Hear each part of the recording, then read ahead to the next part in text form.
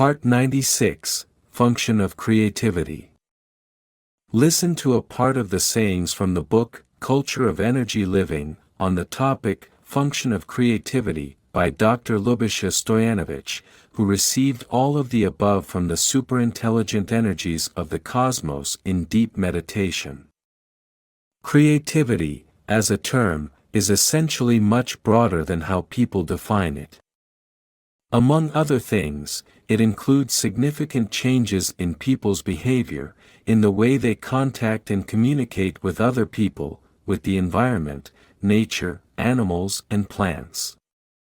Fully developed creativity, harmonized with the possibilities of this function, implies the behavior of one person, which implies that at every moment of their activity, they will have a creative relationship with themselves and the environment. It will be gradually reached by losing a negative and repulsive attitude towards the environment and creativity, by growing into an indifferent attitude, and then from it into a creative attitude. In this way, by fully activating the creative function of the aura, the person will become extremely lively, interested in everything that is happening and active, with the aim of creating creative changes in their environment. This creative action is not static and not tied to a range, it is continuous, driven by the desire and aspiration to improve everything that exists around us.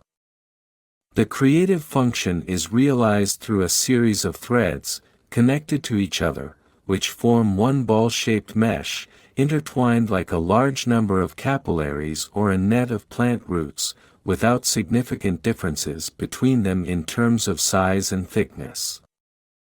This spherical net extends almost to the very surface of the aura, from which it is separated only by a distance corresponding to the length of 2% of the diameter of the aura, or about half a meter.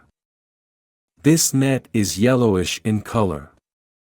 The appearance and shape of this system is genetically determined and is the same in all people. The difference is reflected in the level of possibilities and the way to activate this function. The action of this creative function is reflected in the fact that the desire of the human brain activates that part of the net that is related to solving the desired problem.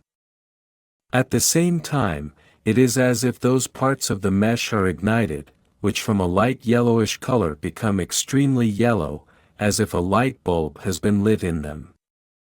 The part of the net activated in this way has an extremely stimulating effect on those parts of the root of knowledge that are located in their aura area.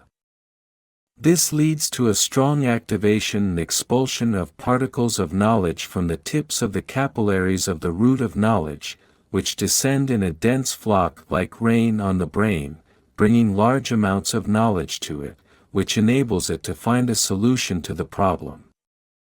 Part of the net is active as long as there is a desire to explore and find, or a desire to create something.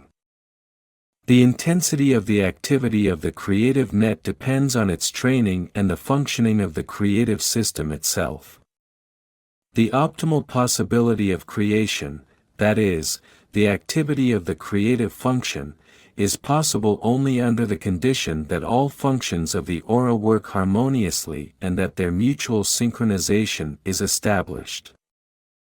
The treasury of sacred knowledge is grateful for your interest and sends you a lot of spiritual patience and love.